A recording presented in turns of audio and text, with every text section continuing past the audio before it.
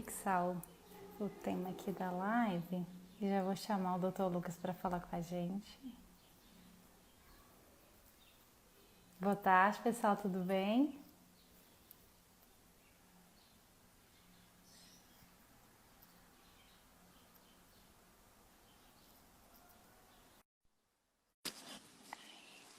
Tô chamando aí. Oi, Érica. Oi. Boa tarde, Dr. Lucas. Boa tarde, tudo bem? Como vai, Letícia? Graças a Deus, tudo bem? E você? Estou bem, graças a Deus. Como vão as coisas aí? Tudo tranquilo. Ótimo.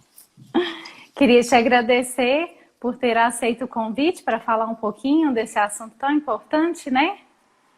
Ótimo. Eu que sou grato pela oportunidade de estar falando com você, né, e com o seu público, né, sobre esse assunto de extrema importância, né, porque a vinda de uma nova vida, ela requer cuidados, né? Com certeza. Muitos cuidados, né? E a gente tem que começar antes da gestação, durante a gestação e depois, né, Lucas?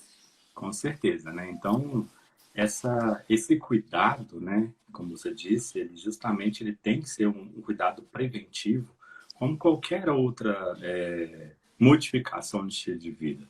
Porque quando abordamos o tema modificar estilo de vida, ele é algo a médio e a longo prazo, né? Até porque o imediatismo nesse momento ele deve ser visto como um efeito contrário ao que se busca com o exercício físico durante a gestação, ou até mesmo em outro momento da vida da mulher, do homem, do indivíduo como um todo. Com certeza. Doutor Lucas, eu queria que você se apresentasse um pouco. Tem gente que eu acho que não te conhece aqui no meu perfil, né?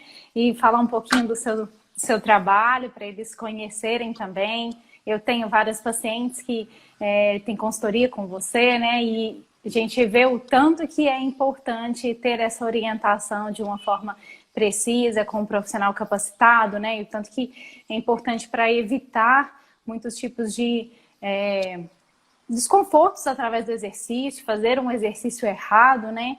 Isso pode trazer sérios prejuízos para nós, principalmente nesse período da gestação, né? Imagina ter uma orientação errada. E isso acontece muito, né, doutor Lucas, na verdade? Bom, a minha formação, né, eu sou formado em Educação Física, né, tenho a licenciatura e bacharelado em Educação Física. A minha especialização é em musculação e personal training.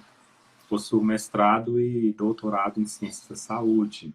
E atualmente estou iniciando o pós-doutorado em genética e bioquímica, né? E já venho trabalhando com exercício físico, somente para grupos especiais, que é a área que eu viso, né? O tratamento de doenças crônicas em relação ao exercício físico, já há mais de 10 anos, né?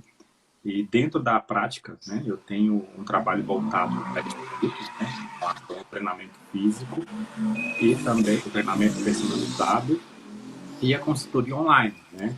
Inclusive, o público que eu atendo com maior especificidade são o público de mulheres, né? Até porque existe um programa que eu vou iniciar em breve, né, que basicamente visa atender mulheres como o nosso público, né? Mães, né? Que passaram pela gestação, têm filhos, né? E querem retornar ao seu peso normal.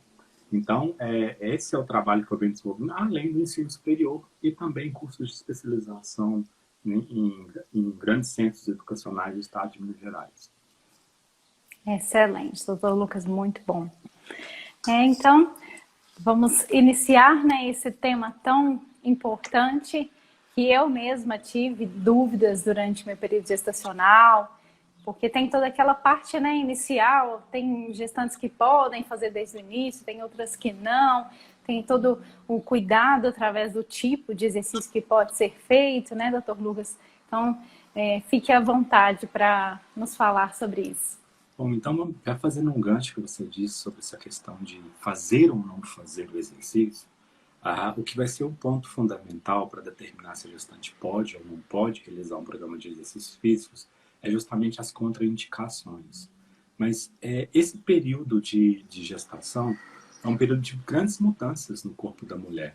tanto mudanças físicas como mudanças que envolvam o aparelho locomotor, né? Músculo esquelético, mudanças que vão envolver a função endócrina da mulher, porque nesse período é muito importante que essas modificações ocorram justamente para receber o bebê, né? Para que ocorra um desenvolvimento ideal do bebê. Então, dentre elas, nós vamos ter em relação a mudanças hormonais, principalmente o aumento dos níveis de estrogênio, né? Que ele tem um papel nesse momento que envolve a vasodilatação. Muito comum ocorrer, né, nas mulheres também, a dilatação dos vasos de forma concomitante, o aparecimento de varizes, né, em função, principalmente membros inferiores, né, pernas, né, e o aumento dos níveis de estrogênio também vão preparar a mulher, também vão influenciar no aumento da mama, juntamente com a prolactina, que é um hormônio fundamental nesse processo, que vai determinar a produção de leite também, preparar, na verdade, as células as que são responsáveis por produzir o leite. E outro hormônio que tem um papel que, de certa forma, até incomoda, né, que seria a aldosterona, que vai envolver na reabsorção de cálcio, né, sódio, na verdade. E essa reabsorção de sódio causa aquele inchaço, né, que muitas vezes é comum nas mulheres nesse período de gestação.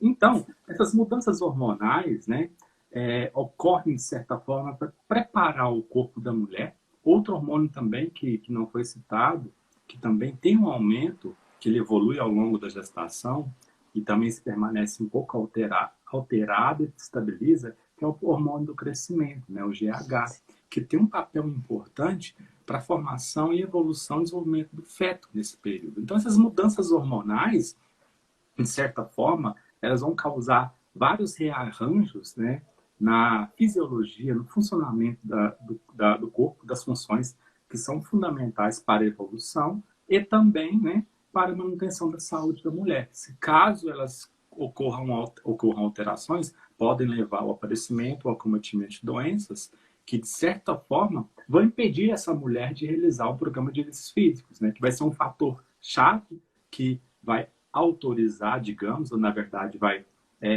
dar condições que essa mulher execute o exercício de forma correta e segura ou não. Com certeza, doutor Lucas, é tudo muito, muito importante, né?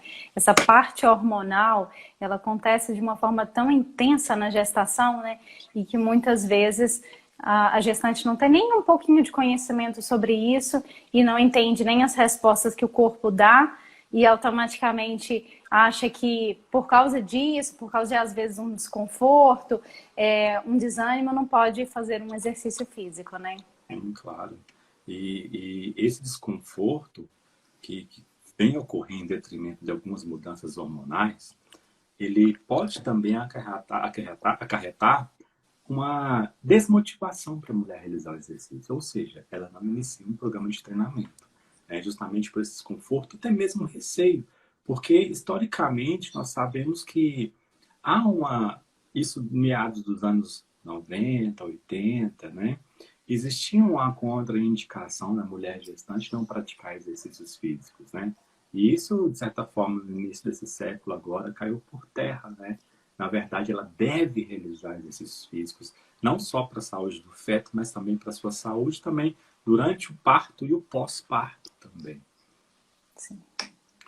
E o que ocorre de fato nesse período, o que poderia, de certa forma, desencadear diversas alterações que vão acometer essa mulher em situações que impeçam ela de treinar de forma segura, seria o ganho de peso corporal.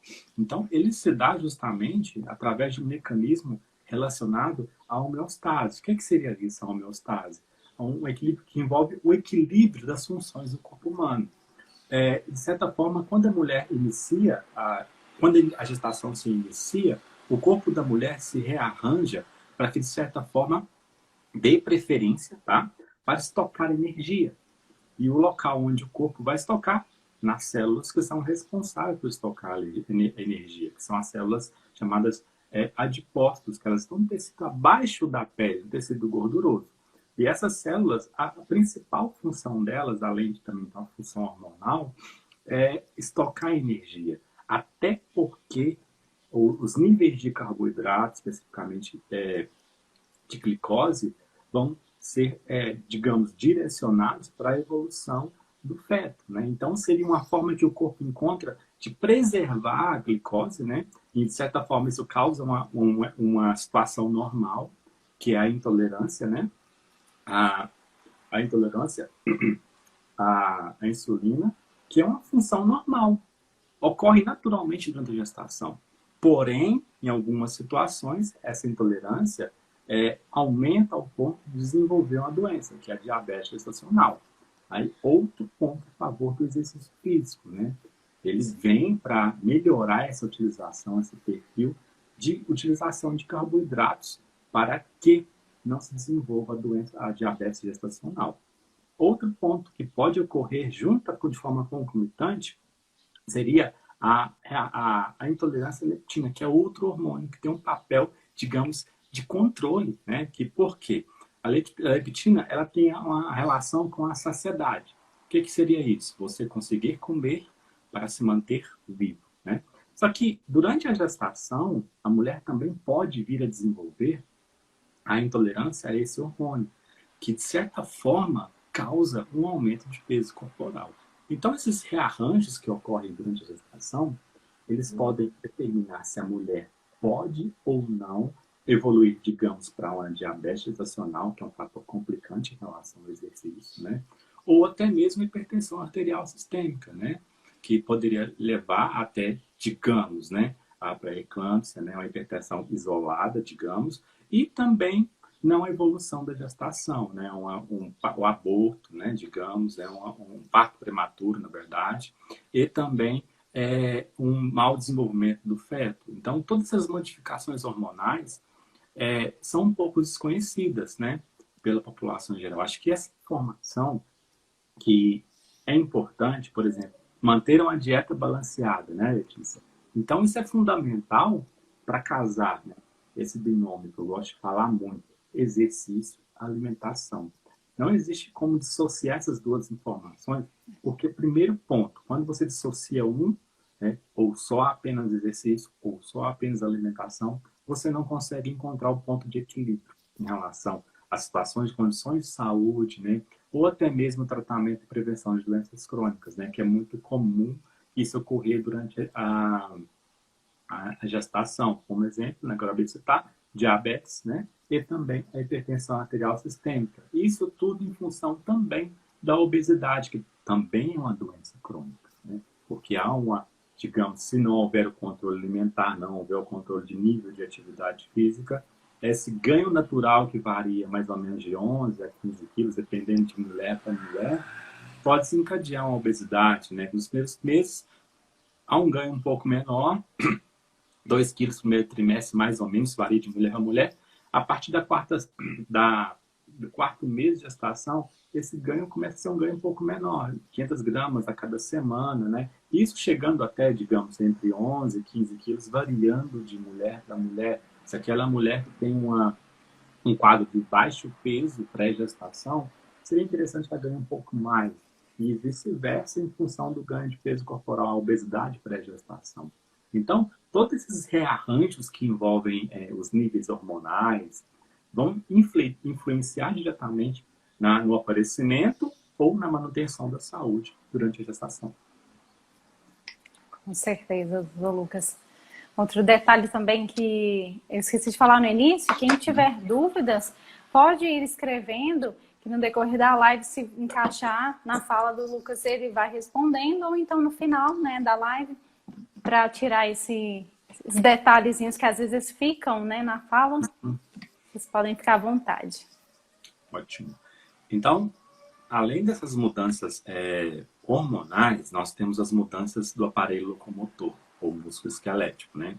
A primeira delas, né, seria a alteração. Nós temos a coluna vertebral, existe uma curvatura normal chamada lordose. Então, em função, primeiro, do aumento do tamanho do útero, essa lordose ela é acentuada. Isso é um processo natural da gestação. Outro ponto que pode ocorrer durante a gestação, em função do aumento do tamanho das mamas, seria a cifose torácica, né? E contrapartida, na região do pescoço cervical, um aumento dessa lordose também. Porque a tendência é, aumentou lordose na região lombar, aumentou cifose na região torácica, aumentou a lordose na região cervical, esse desarranjo do aparelho locomotor, principalmente da coluna vertebral, desencadeia dores, né? Que é muito comum dores durante a gestação. E essas dores, em função desse desvio postural natural, porque isso vai ocorrer, porque primeiramente o útero vai aumentar de tamanho e o centro de gravidade da mulher vai ser projetado à frente. Com o efeito de compensação dessa projeção do centro de gravidade, seria um aumento da cifose, um aumento da lordose cervical. Todos esses desvios posturais são processos inerentes à gestação. Só que o contraponto é porque, primeiro, abdômen, né, reto do abdômen, transverso, eles são estendidos, né? Então, o abdômen, reto do abdômen, o transverso é uma musculatura, digamos, estabilizadora, tem um papel postural. Então, se perde esse ponto de equilíbrio em relação à postura. A musculatura posterior, antagônica, contrária à musculatura abdominal, ela passa a ter uma função de encurtamento, porque aumento dessa lordose da região lombar. Então, esse encurtamento, todas essas funções que vão modificar o aparelho locomotor da mulher, vão gerar desconforto, né? Principalmente essas dores que podem desencadear também processos de dor na região do nervo ciático, porque há uma compressão também. Então, todo esse desvio é em detrimento, primeiro, né, dessa projeção de centro de gravidade que ocorre em função do aumento do útero. Então, todas essas modificações vão refletir no aparelho locomotor. Então, outro ponto que é importante a se destacar é justamente o enfraquecimento desses músculos que são o quê? Posturais. A gestante pode ou não pode realizar abdominal. Até as primeiras semanas pode se realizar, até porque o aumento do abdômen também, em função do aumento do útero, né, da região abdominal, impede fisiologicamente. Né, e também questão de proteção para o bebê. Outro ponto que ocorre em função dessa modificação postural seria o enfraquecimento da região contrária, né, que é a região da musculatura que envolve a região lombar, que é chamada de paravertebrais, a região da musculatura do glúteo, né, que também tem um papel nessas dores na região lombar. Outro músculo importante, quadrado lombar. Então, treinos, exercícios que vão envolver justamente o fortalecimento dessa musculatura e também do assoalho pélvico vão prevenir dores. Outro ponto, né, que pode também melhorar essas dores, né, exercícios de alongamento, já entrando na parte de treino um pouco, né? Daqui a pouco vamos falar especificamente os principais métodos de treinamento. Então, esse programa de treino que vai envolver programas de alongamento vão prevenir justamente essas dores que são muito comuns durante a gestação.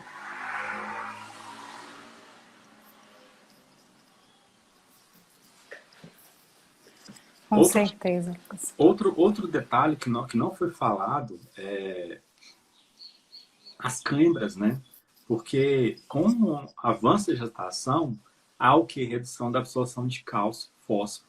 Então, nos últimos meses da gestação, principalmente, essa diminuição da reabsorção desses importantes minerais, cálcio e fósforo, pode desencadear câimbras. Então, o papel, no caso do que envolve esse relação exercício, relação alimentação, né, é justamente para ajustar, né, todas essas modificações que podem gerar desconfortos ou processos patológicos. Até a Érica citou aqui, eu sempre tenho câimbras no final da gestação, né, Letícia? Eu também tive bastante, e são câimbras que não passam rápido, então realmente é bem desconfortável. Detalhe levantado por ela, principalmente à noite. Exatamente. Geralmente elas ocorrem na musculatura posterior de coxa e costas, né, grande dorsal. Isso é muito comum nessa musculatura. Aí entra o papel do marido fazer alongamentos nessa hora. Né? Tem que ser, porque a gente não consegue fazer nada. É muito intensa a cãibra. Então, essa modificação em relação ao aparelho locomotor vai ser reajustada através de exercícios de alongamento, né? Que existe a diferença, tá? Diferença entre alongamento e flexibilidade.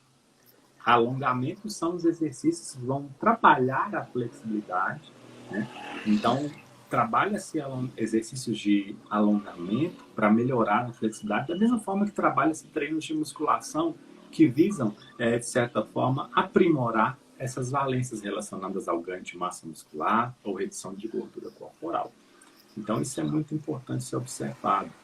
Então, todas essas evidências que nós discutimos até esse momento são evidências relacionadas a quê?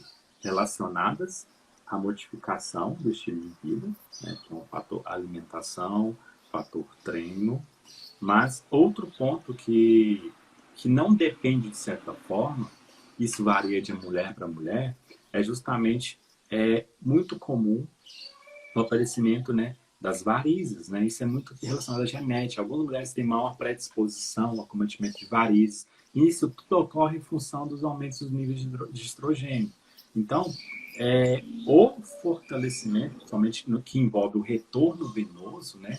Somente em membros membros inferiores, região da coxa, região da perna, o fortalecimento dessa musculatura do membro inferior favorece esse retorno venoso. Porque os músculos mais fortes nessa situação, eles vão ajudar bombeando o sangue para as regiões superiores do corpo. E esse bombear para as regiões superiores do corpo favorece o não acúmulo desse sangue nas regiões inferiores, causando as famosas, né, varizes, né, ou até mesmo, e também melhorar um pouco o inchaço, né, que seria um inchaço que é muito comum durante a gestação, principalmente em membros inferiores. Muito, muito comum mesmo. Então, como eu posso falar em relação a essa questão do que ocorrer, como ocorrer? Então, nós temos que pensar antes de iniciar um programa de exercícios, justamente o que pode melhorar e o que não pode fazer, né? Porque eu gosto de falar que existe, na verdade, isso é algo que eu carrego comigo desde a graduação, que não existe exercício errado, existe a pessoa errada para o exercício.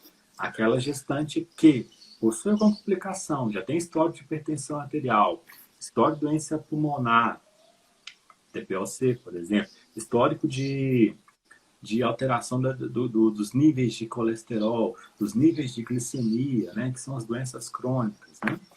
Essa gestante, o primeiro ponto, ela é ser avaliada pelo ginecologista, para avaliar as reais condições dela, se o estado clínico dela está controlado. Se está controlado, é o segundo ponto. A avaliação nutricional, para determinar o quê? Os níveis energéticos, a ingesta energética, e a avaliação física, pela educação física. Por quê? A avaliação física, que tanto pode ocorrer tanto pelo nutricionista como pelo profissional de educação física, que envolve a composição corporal. Se ela está com eutrofia, se ela está eutrófica, que é um peso ideal, né? Vamos pensar em IMC, que é o parâmetro adotado para essa população naquele momento, né? Entre 18,5 e 24,9, que seriam valores normais, acima de 25 seria pré-obesidade, ou seja, sobrepeso, e 29,5 acima disso, obesidade. Ou abaixo de 18,5, que é um baixo peso, né? Que também é comum de acontecer. Então, isso é um ponto de partida. Para quê? Para avaliar o que ela pode ganhar de peso e o que também ela deve fazer em relação ao treinamento. Por quê? Se for uma gestante que está com baixo peso, aí é o fator chave. 3 palavras básicas para realizar treinamento: duração, frequência e intensidade. Esses 3 pontos devem ser observados: duração, frequência e intensidade. Porque tanto na obesidade como no baixo peso, que também pode ser classificado como desnutrição, tem outros parâmetros que vão avaliar também, além do parâmetro peso, altura, enfim, parâmetros bioquímicos, para diagnosticar a desnutrição. O treino vai ser específico para cada grupo. Porque aquela gestante, ela não pode continuar perdendo peso, porque isso vai prejudicar o desenvolvimento do bebê. Ao outro lado da moeda, aquela gestante que está em situação de obesidade, os treinos também não podem ser muito intensos. Por quê? Porque a obesidade, nesse caso, é um fator de risco para o aparecimento de outras doenças.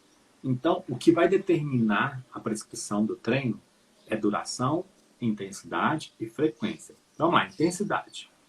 Vamos falar um pouco, vou separar os dois tipos de exercício para ficar um pouco didático. Por quê?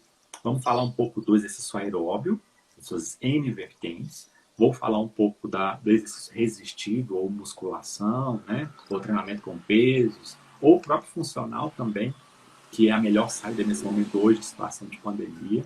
O funcional também é um treino de musculação ou resistido, porque estamos utilizando o peso do próprio corpo. Então, o que é contraindicado seria essas situações que têm as doenças crônicas não controladas. Se caso elas estiverem controladas, aí sim ela pode iniciar ou continuar um programa de treinamento. Outro contraponto, exercícios de alta intensidade. Né? O fator intensidade que eu falei, ele é determinante. Porque para essas mulheres que estão em quadro, no período gestacional, a intensidade vai refletir uma relação inversa com a manutenção da saúde, tanto dela como da criança, do desenvolvimento do bebê. Então, intensidades mais altas aumentam a frequência cardíaca, isso é inerente, aumento da frequência ventilatória, e isso reflete diretamente na frequência cardíaca do bebê. Então, isso causa um certo sofrimento e desconforto. E dependendo também da situação da gestante ou do bebê, pode até causar risco para a vida da criança. Então, o fator intensidade é importante. Então, vamos pensar em dois parâmetros, moderado e leve. Agora, atividades contraindicadas. Isso aqui é consenso, tanto do Colégio Americano de Medicina do Esporte, tanto da Sociedade Americana de Ginecologia e Obstetrícia, do Conselho Federal de Educação Física, da Sociedade Brasileira de Medicina, dos Conselhos Brasileiros de Medicina, do Conselho Federal de Medicina. Seria o quê? Esses órgãos que vão gerir, né, avaliar, autorizar e também nortear. O papel do CREF, junto com a Colégio Americano de Medicina do Esporte, a Sociedade Brasileira de Medicina do Esporte, é nortear, criar protocolos para treinamento. Através de quê? Através de programas que foram validados cientificamente. Então, o que é contraindicado? Exercícios de alto impacto, que causam impacto. Principalmente, né, desequilíbrio. Porque lembrando no final, no início, quando eu falei que a gestante tinha o quê? Um enfraquecimento da musculatura reto-abdominal, em função dessa distensão que o aumento do volume, né, aumento do tamanho do útero, aumento da circunferência abdominal, causa no reto abdominal. Outro contraponto, encurtamento da musculatura que está em torno da coluna vertebral, que são músculos responsáveis pelo quê? Pelo equilíbrio. Então, ela já tem uma diminuição do equilíbrio. O equilíbrio está diminuído em função de modificações anatômicas que ocorrem em função da gestação. Então, chegando no exercícios que causem situação de desequilíbrio, saltos, né? Por exemplo, que tem impacto, por exemplo, atividades esportivas como vôlei, futebol, corrida de montanha, que não é muito comum, mas acontece, né? Artes marciais, que está muito na moda. Então, isso são, de certa forma, contraindicado. O CrossFit entra aí, Lucas? Entra. Por quê? Porque tem muita pliometria. O que é pliometria? São exercícios que realizam saltos, né? Então, a velocidade de contração, nesse caso, é alta. O que é a velocidade de contração? Vamos lá. Velocidade de contração é a relação, a fase concêntrica, quando o músculo contrai, exemplo do bíceps, contração do bíceps. A fase excêntrica, quando o músculo alonga. Então, aumenta a proporção entre fase concêntrica e fase excêntrica. E, de certa forma, quem observa, quem já assistiu uma aula ou também teve curiosidade de colocar no vídeo no YouTube, CrossFit, vocês podem perceber que a velocidade de contração é muito alta. Isso gera o quê? Desequilíbrio. Então, nesse momento, pensando em exercício resistido, porque o CrossFit também é uma forma de exercício resistido, é interessante utilizar máquinas nesse momento. Por que máquinas? porque vão proporcionar maior segurança para a gestante. Então, essa velocidade de contração alterada, junto com esses pliométricos que tem o quê? Saltos, né? Que geram ganho de força. Isso também é um fator que interfere na intensidade. Então, todos esses parâmetros, Letícia, podem interferir na segurança para a gestante e para o bebê.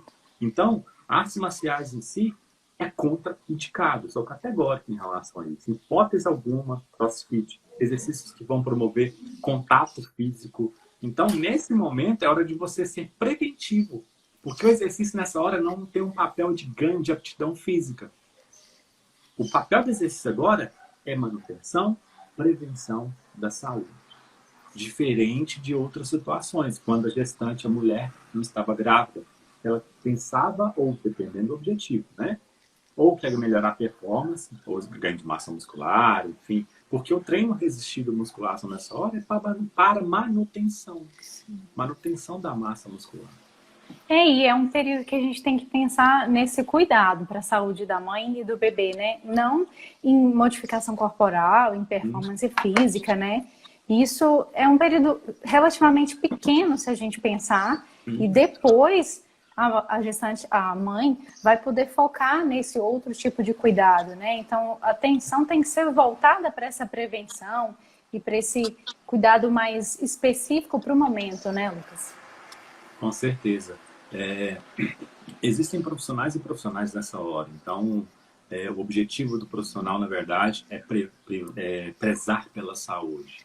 E esse prezar pela saúde vem uma prescrição baseada em entidades que são responsáveis pela orientação, nortear o papel do profissional. Então, esses exercícios que vão causar essas situações de desequilíbrio, um aumento da intensidade, porque a intensidade alta não é recomendada nesse momento. Então, isso tudo pode causar o quê? Uma diminuição da segurança da saúde do bebê com da saúde da mãe.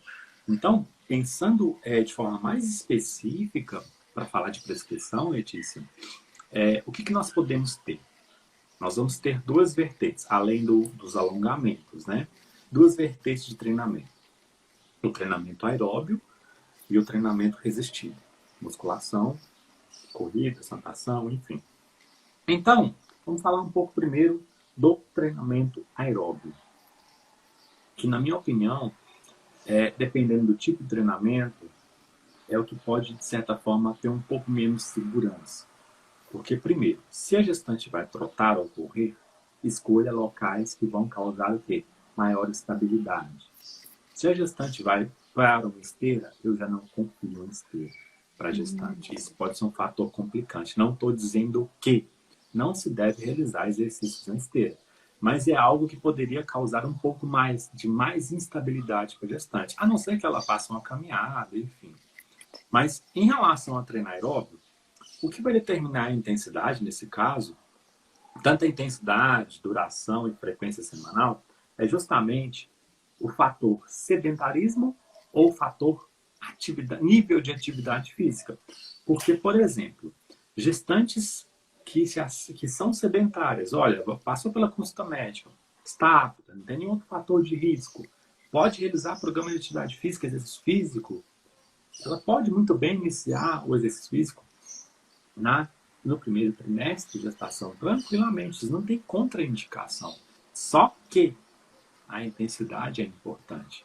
Então, intensidades mais leves, entre 50% e 60% da frequência cardíaca alvo de treino, seria o recomendado. Como encontrar esses parâmetros? Através de um profissional ou o médico vai fazer a avaliação prévia antes da gestação, que teria os valores de frequência cardíaca máxima através de um teste de esforço antes da gestação, tá? Porque durante a gestação, uma forma de prescrever essa frequência-alvo é justamente através de uma fórmula, uma equação que o profissional de educação física vai elaborar, a prescrição entre 50 e 60, associado a outro parâmetro. Por quê? Durante a gestação, há uma variabilidade muito grande da frequência cardíaca, em função do crescimento do bebê. Então, essa frequência cardíaca máxima que foi estipulada, ela não pode ser, de fato, às vezes, a máxima. Então, por isso que é importante outro parâmetro, que é a chamada percepção subjetiva de esforço. É subjetiva? Mas associada a um parâmetro um dado quantitativo, né? Que seria o quê? A frequência cardíaca alta. Então, na escala de 1 a 10, que é o parâmetro modificado, 1 seria o mais leve, 10 o mais alto. Então, vai nortear entre em torno de 4 a 6 a percepção de esforço da mulher. Isso o profissional vai perguntar durante o treino, unido ao quê? A zona de treinamento. Ah, mas e aí? Como que eu vou fazer? Se eu prescrevi zona de treinamento, se eu fiz a percepção de esforço e eu estou conversando com a minha cliente e ela está ofegante, lembra que eu falei, a variabilidade da frequência cardíaca nesse momento é muito alta? Poderia ser um erro em função da variabilidade. Então, outro parâmetro seria justamente esse feedback. Ao conversar, se você perceber que a sua cliente está com um aumento da frequência ventilatória, é indicador que está alto, é hora de você reduzir. Porque nesse momento o objetivo é o quê? A manutenção da saúde. Agora, pensando isso, só intensidade. Se é iniciante sedentário, continuando, 2, 3 vezes por semana, variando um tempo de 30, 20 minutos a 60 minutos por sessão de treinamento. Ou outra possibilidade, fracionar o treino. Um treino de manhã e um treino à tarde. Isso pensando em sedentárias. Agora, pensando em mulheres que já treinavam antes. A minha paciente já fazia exercício há 12 meses, 24 meses. Também é manutenção da saúde. Essa não é a hora de intensidade. Então, as intensidades vão variar entre 60% e 70% da frequência cardíaca máxima. Junto com o quê? Percepção subjetiva de esforço. Ou também fracionar o treinamento. A mesma coisa, entre 20 e 60 minutos. Ou um treino fracionado. Então, esses seriam os parâmetros para se haver uma prescrição do treinamento aeróbico. Treinamento que quer falar de alta intensidade é bom nesse momento? Não, alta intensidade, tá? Então, tudo que envolva alta intensidade é um fator prejudicial para a saúde do bebê, principalmente do bebê, porque isso também vai refletir na frequência cardíaca do bebê. Isso pode causar o quê? Em certas situações de médio a longo prazo, até um parto precoce, um mau desenvolvimento do bebê. Então, todos esses parâmetros devem ser observados. Agora, já o outro lado, o exercício resistido, que é a musculação funcional.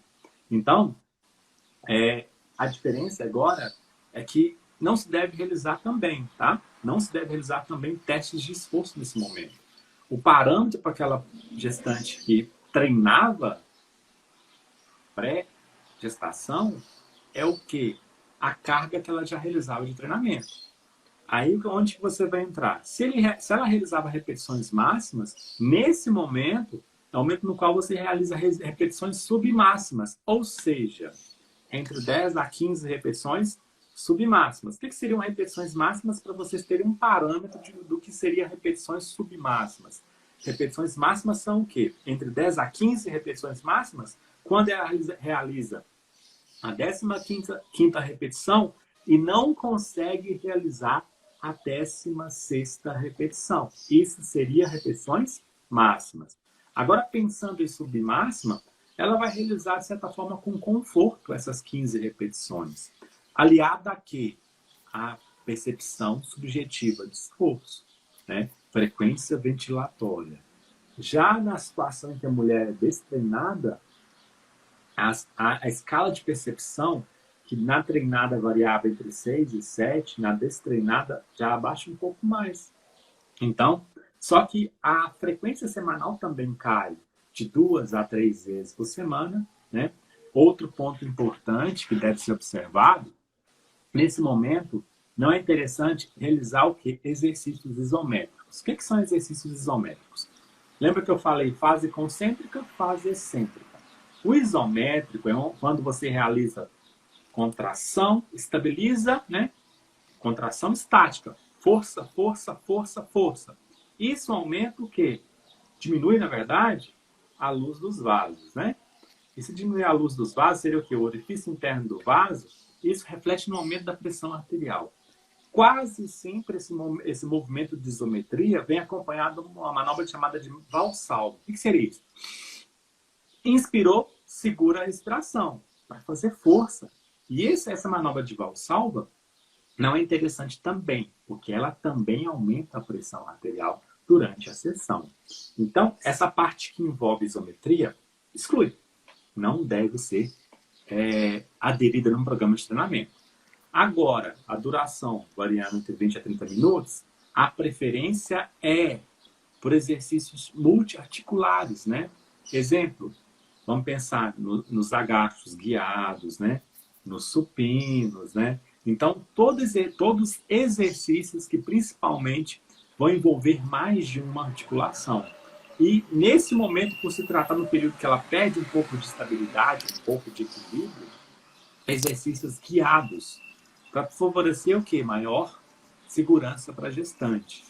Aí, outro ponto importante é justamente a questão do guiar o exercício, é o tempo de recuperação, que é o tempo entre cada série de exercícios. Então, esse tempo entre cada série de exercício favorece o quê? Uma maior recuperação do sistema cardiovascular, principalmente uma redução da frequência cardíaca de forma branda e não brusca, né? Que à medida que a gestante treina, ela vai sofrer também adaptações cardiovasculares, que é melhoria da circulação, melhoria do volume de ejeção, diferente daquela situação que ela não está gestante, que é visando performance, tá? Ela também sofre adaptações, só que menos sensíveis, digamos, menos específicas quando comparado a outro momento da vida dela. Então, esse aumento de grandes grupamentos musculares vai favorecer o quê? Um ponto importante, a coordenação intermuscular. Entre os músculos se constitui aquele grupamento. Por exemplo, né, quadríceps, eu vou ter lá 4 músculos que vão compor o quadríceps. Então, esse exercício direcionado para grandes grupamentos musculares, principalmente, para multiarticulares, favorece a melhoria da coordenação. Então, nesse momento, durante a gestação, não se recomenda exercícios isolados, principalmente até porque, nessa situação de isolar exercícios, você não trabalha uma variável muito importante para ela naquele momento, o equilíbrio, né? Mesmo trabalhando no aparelho guiado. Então, outro ponto que eu falei, né? A percepção subjetiva de esforço seria um parâmetro para a prescrição do treino, tá? Então, essas duas linhas de atuação que envolve tanto o aeróbio resistido, a percepção subjetiva de esforço entra, junto com a variável intensidade, né, para medir a intensidade, ou frequência cardíaca máxima, né, percentual da frequência cardíaca máxima, ou repetições submáximas, conforme o que foi prescrito anteriormente, ou conforme o que foi direcionado ao longo do treinamento. Tá? Sim. Lucas, essa parte do exercício resistido, né, nesse momento ele está mais complicado, né? Então, você acha que seria interessante essa gestante procurar orientação para quem consegue, né, de um educador físico para ter um treino, às vezes um lugar aberto e tal, mas bem orientado para conseguir ter uma qualidade melhor ali naquele treino? Porque a gente sabe que tem também os treinamentos online, né? Que o profissional está te vendo, te orientando. Mas por ser na gestação, o que você acha que seria mais interessante? Bom, o que mais é interessante, em qualquer momento, na verdade, é ter o acompanhamento do profissional de educação física nessa hora, né? Porque ele que vai saber, né? Ele que vai direcionar um programa ideal. Por quê? Existe uma coisa chamada especificidade. Cada pessoa possui as suas características, né? Porque, por exemplo, tem pessoas que não conseguem agachar. Tem dificuldade de agachar. Na verdade, às vezes ela mais projeta o tronco à frente, realiza uma flexão no quadril, do que o próprio agachamento, né?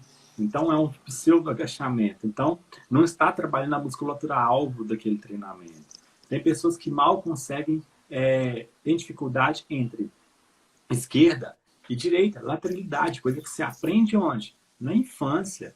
Por quê? Não teve uma gama de exercícios. Não estou falando de só ser atleta na infância e na adolescência, mas experienciar, vivenciar. né? Todo esse aprendizado que é importante.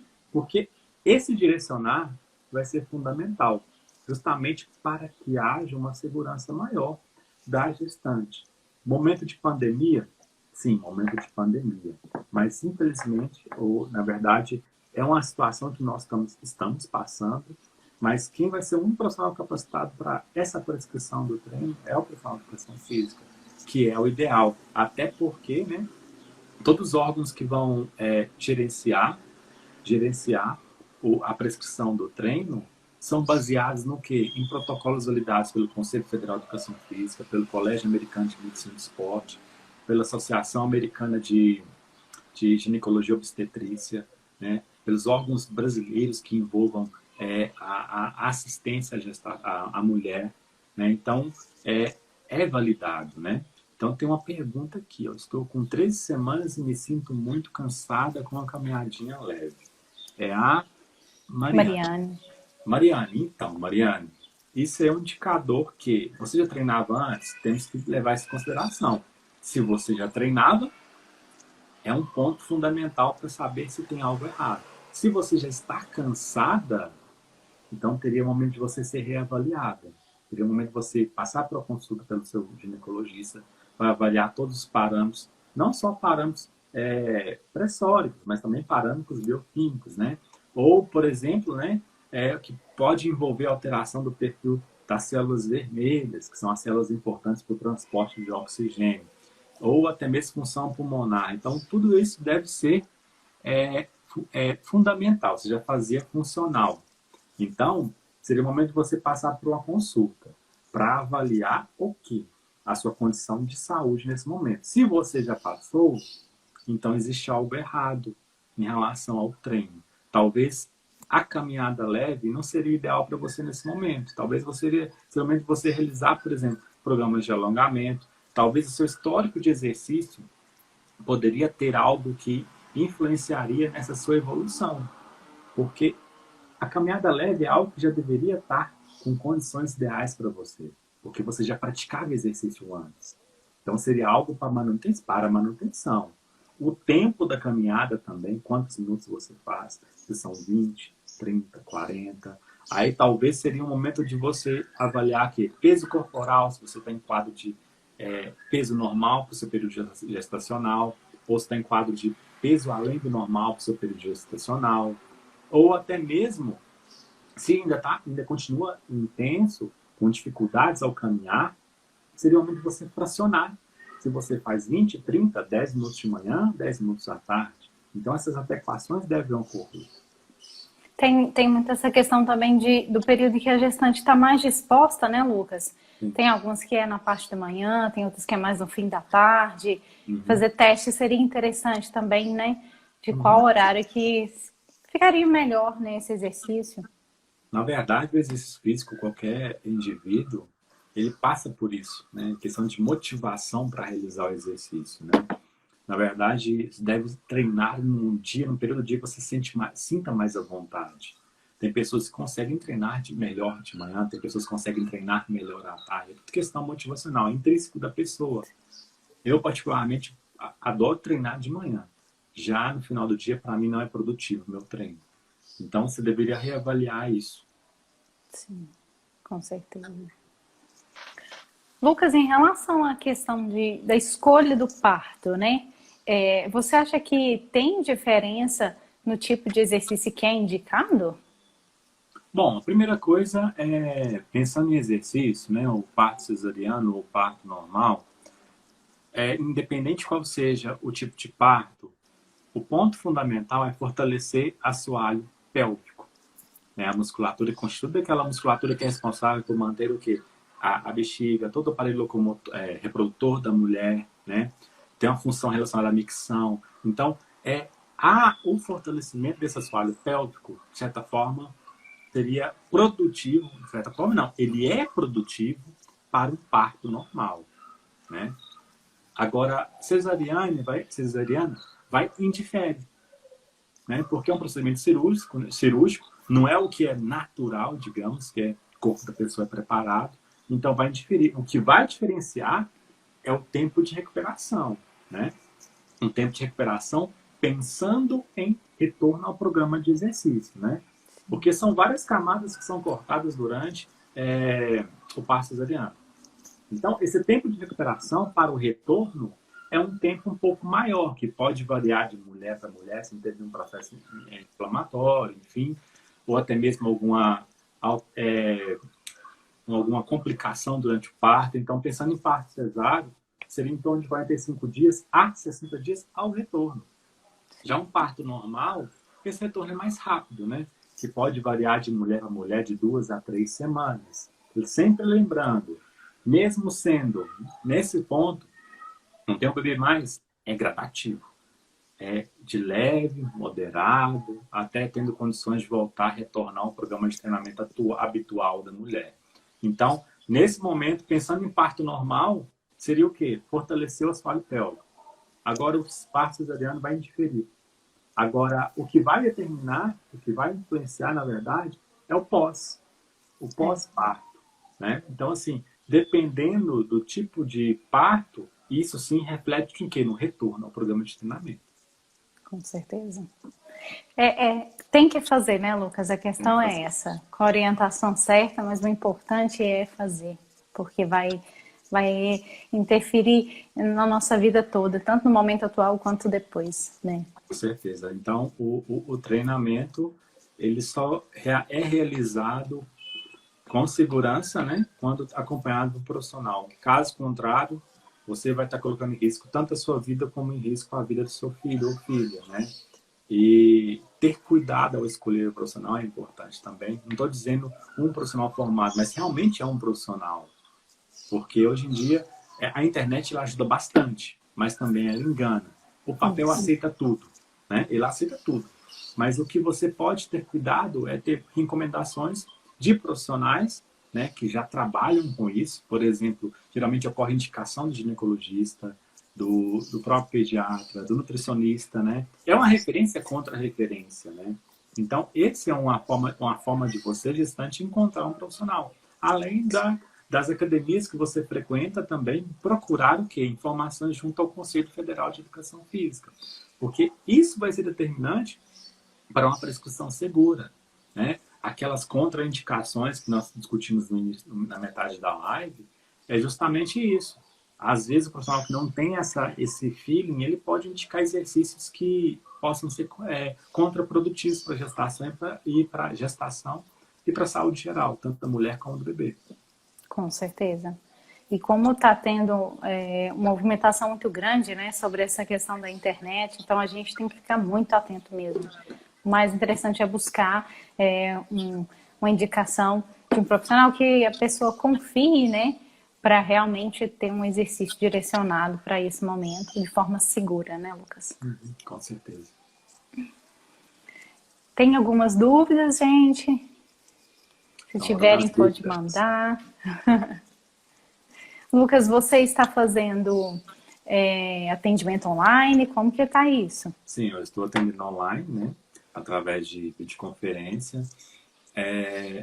As academias estão fechadas no momento, né? Então, até porque a academia é um lugar que tem um risco de contaminação muito alto, quando comparado aos locais ao ar livre, né? E então, o atendimento hoje é basicamente online, através de videoconferência. Um ou outro aluno atendo em ambiente ar livre, mas seguindo as recomendações de segurança, que seria o uso de máscara, né? Tanto do cliente como do profissional. Então, essas questões são observadas durante a prescrição. Mas, basicamente, a grande maioria é online hoje em dia. Entendi. Tanto a consultoria como até aluno de personal que faz através de videochamada. Uma segurança maior nesse momento, né, Lucas? Porque a gente tem que cuidar, tem que prevenir, né? Ah, sim, até porque está tendo uma crescente, né? Acredito que, pelo que os dados estão mostrando, a curva vai começar a crescer agora. Até porque estamos chegando, digamos assim, no período que as temperaturas estão mais baixas no Brasil. Então, principalmente na região sul, sudeste, né? Então, a tendência é ter um crescente número de casos nesse momento. Mas, meados de julho, isso tende a diminuir. Então, esses cuidados são fundamentais em relação ao Covid-19, né? Então, ambientes fechados, como uma academia, infelizmente, nesse momento, não seria o lugar ideal para se realizar um programa de treinamento. Até porque existem leis, né, que normatizam isso, né? Até porque as leis proíbem esse momento, né, a abertura de locais que tenha alto poder de contágio, como, por exemplo, academias, né? E ainda mais para esse grupo que a gente está falando, né?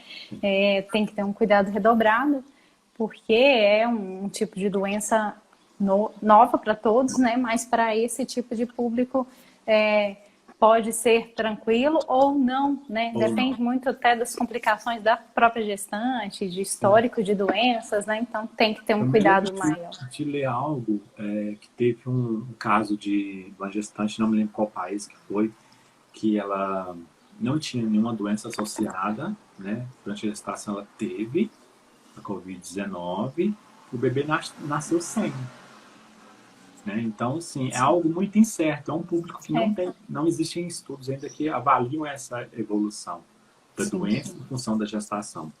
Então, o que se deve ter cuidado justamente, na verdade, em todos os públicos em gerais, são os grupos de risco, né? Até porque os grupos de risco têm maiores complicações. Agora, pensando em pessoas que não são grupos de risco, aí também tem que ter o cuidado, porque eles podem ser assintomáticos, podem portar o vírus, não ter os sintomas e transmitir para as pessoas de grupo de risco. Então, nesse momento é o quê? Higienização ao máximo, máscara de proteção, porque sem máscara, uma pessoa portadora e a outra não portadora, uma delas usando a máscara, se não me engano, em torno de 70% da possibilidade de contágio. Agora, se ambos os indivíduos estiverem usando máscara, tanto o contaminado, não contaminado, a possibilidade de contágio cai para 1,5%, mas ainda existe, né? Eu estava sedentário e estou com 12 semanas de gestação. Posso caminhar? O que seria indicado? Bom, Érica, primeira coisa, você não treinava, né? Primeiro ponto é caminhar com segurança. Caminhar com segurança, né? Usar máscaras, né? Ao ar livre. Utilizar a escala de Borg. O que é a escala de Borg? Se você, a intensidade 0, nula, 10, mais alta. E se você possuir alguma doença associada, por exemplo, hipertensão, diabetes, outra doença crônica, o primeiro ponto, Érica, é passar pela consulta com seu ginecologista. Passou pela consulta com o ginecologista, ele te liberou, independente da situação, está apta, aí o segundo ponto é realizar um programa de leve intensidade, uma caminhada básica, né? Uma caminhada simples, sem aumento da intensidade. Mas antes de tudo, Érica, o primeiro ponto é você passar pela autorização do seu médico ou médica. Depois, tendo ok, exames normais, toda a avaliação, teve a liberação dele, aí sim, caminhada leve. Lucas, acho que nosso tempo já está chegando ao fim, mas eu queria te agradecer muito, foi muito rica a live. Acho que vai dar certo deixar salva para quem não conseguiu assistir no momento. Então, assim, acho que é um assunto que ele deve ser falado e as gestantes devem buscar informação, porque é algo muito válido para esse momento, né, e muito importante. Quero só te agradecer mesmo por ter aceito o convite e por todas as informações que você passou para nós. Eu que agradeço. Espero ter próximas oportunidades, né? Esse é um tema extenso, eu tentei sintetizar ao máximo para a gente poder discutir, fazer esse bate-papo, né? E assim que surgirem outras oportunidades, vamos marcar outra live com vários temas para a gente estar discutindo ao longo desse período, tá? Com certeza, Lucas, porque é uma forma que a gente tem de ajudar, né, as pessoas nesse momento que não dá para ter tanto contato, né? Isso aí. Ok. Quero agradecer todo mundo que esteve aqui conosco também e que vocês consigam utilizar essas informações da melhor forma possível. Eu também quero agradecer as pessoas que assistiram a live, né? E que vão assistir futuramente, né? Porque ela fica salva. E, se possível, também depois eu fazer o download